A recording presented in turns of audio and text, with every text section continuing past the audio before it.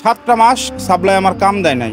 7 মাস আমরা যে রুমের ভিতরে ছিলাম, এত মাছি আর এত মশা, আমার লাইফে মনে হয় বাংলাদেশে যে একটা ভিখারি সেও মনে হয় এই জায়গাটায় প্রবেশ করবে না। এক রুমে কতজন ছিলেন? এক রুমে আনুমানিক আমাদের রুমে ছিলাম প্রায় 35 জন। 4 দিন না খেয়ে ছিলাম, আমি একটা পার্কে বসে আছিলাম। সব সাপ্লাই কোম্পানি কিন্তু আসলে খারাপ না, আমরা সব সাপ্লাই কোম্পানিকে খারাপ বলছিও না। আসসালামু আলাইকুম, আশা করি সবাই অনেক ভালো আছেন। আমার পাশে যে ভাইটাকে দেখতে পাচ্ছেন, এই ভাইটা বর্তমানে একটা 5 স্টার হোটেলে কাজ করছে। কিন্তু ভাই যখন এসেছিল এই সৌদি আরবে প্রথম, তখন তিনি একটা সাপ্লাইয়ের মাধ্যমে আসছিল। আজকের ভিডিওতে আপনাদেরকে আমি শোনাবো যে সাপ্লাই যদি ভালো না হয় তাহলে এর ভয়াবহতাটা কতটুকু, একদম তার ব্যক্তিগত অভিজ্ঞতা থেকেই আপনাদের সামনে সে আজকে তুলে ধরবে। ভাই আসসালামু আলাইকুম। ওয়ালাইকুম আসসালাম ওয়া রাহমাতুল্লাহি ওয়া বারাকাতুহু।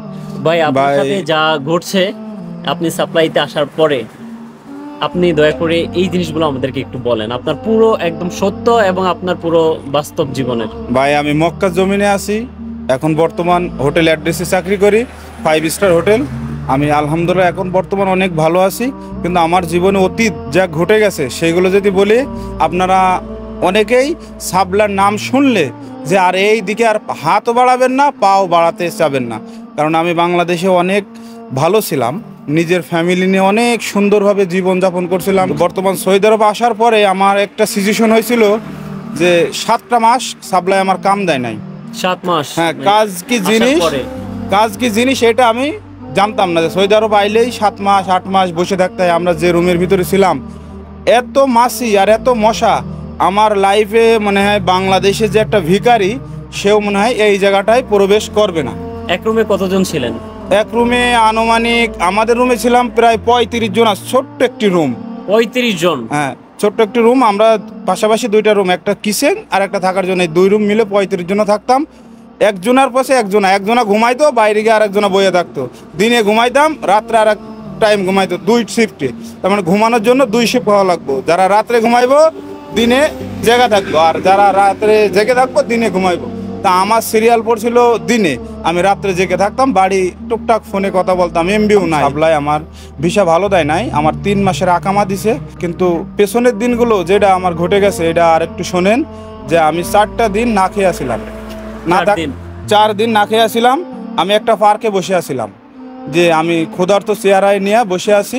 4-5 জন এমনি খেলাধুলা করছে, ক্রিকেট মিরকেট এটা ওটা খেলছে।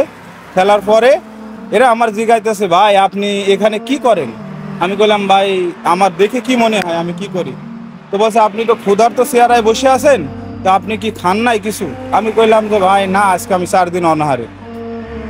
তো ওই রাত্রে একজনের বাসায় গেলাম, বাসায় গিয়ে সে খাওয়াইলো। তারপরের দিন মন কারণে আমি আবার সেই সাপ্লাইয়ের রুমে আসলাম, রাত্রে সেই রুমে ছিলাম। পরের দিন আসার পরে সাপ্লাই আমার কইছে, তুই খালি এদিক ওদিক ঘুরতাছোস কি, আমার বিরুদ্ধে কোনো ষড়যন্ত্র করতেছোস? তো সাপ্লাই আছে এমন একটা জিনিস, আপনি যদি বাইরে কোথাও যান, আপনার তার না জানায়া, তাহলে আপনার বিরুদ্ধে মনে করেন সমালোচনা হইব। আর যদি আপনি না জানান তাহলে এক সমালোচনা, আর আপনি মনে করেন যে আপনার মতন আমি কাজ ঘষবেন, এদিক ওদিক যাবেন, আপনার সাথে আরও 10 জন চলে যাইব, সাপ্লাইয়ের ব্যবসা নষ্ট হয়ে যাইব। সাপ্লাই মানেই আপনার মনে করেন জীবনটা শেষ। তো আমার জীবনে এই দৃশ্যটা ঘটেছে। আপনারা দ্বিতীয়ত আর এই ভুল কাজটা করেন না। আর বাংলাদেশ থেকে এত টাকা খরচ করে আপনারা সাপ্লাইয়ের মাধ্যমে আর এসেন না।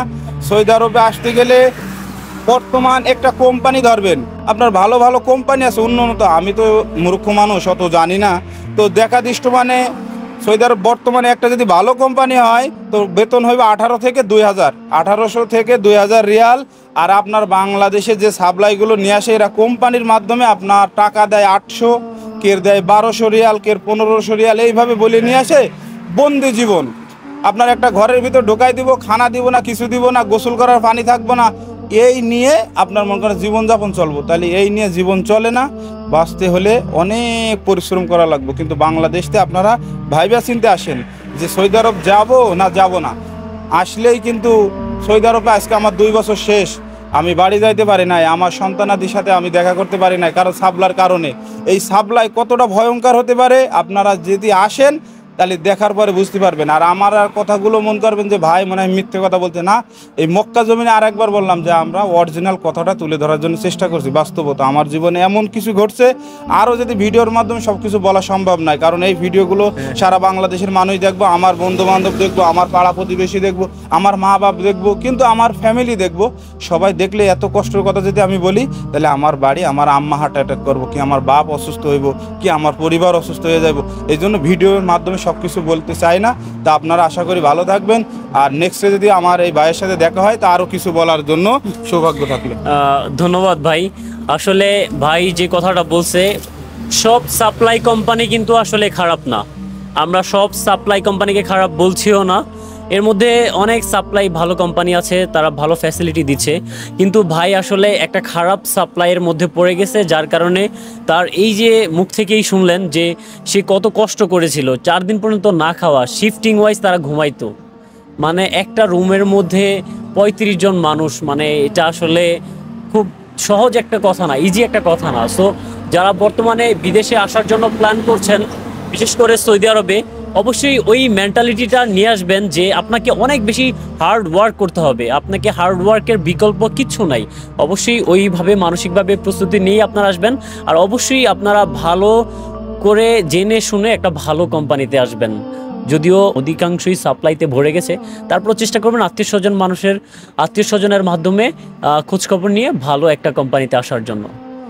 তো ভাইয়ের জন্য রইল দোয়া এবং শুভকামনা, যাতে ভাই খুব শীঘ্রই তার দেশের মাটিতে সে ব্যাক করতে পারে এবং প্রিয়জনের সাথে তার যেই আনন্দমহর যেই মুহূর্তগুলো আছে সেগুলো যাতে সে কাটাতে পারে। ভাইয়ের জন্য সেই দোয়া এবং শুভকামনা রইল।